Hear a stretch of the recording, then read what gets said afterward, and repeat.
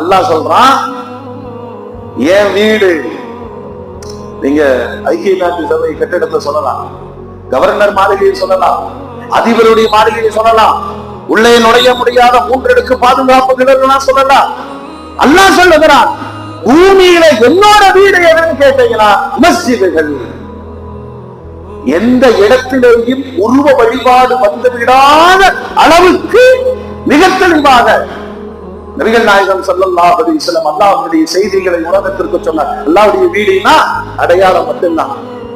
அதுல பொருளோ, பொருட்களை வணங்குதலோ, காட்சிகளோ நிறைய இப்ப இந்த இளைஞர்கள் எல்லாம் கவனிக்கிறது இல்ல. இந்த பிராண்டு சட்ட பணிகள்ல எல்லாம் உருவப்படங்கள் இருக்கும். உருவப்படத்தோடு தொழுதால் தொழுகை கூடாது என்று அல்லாஹ் சொன்னார். அதை கவனிக்கிறது இல்லை நாம். ஏன்னா நீ தொழுகிற உடையில் கூட உருவம் வந்து விடக்கூடாது.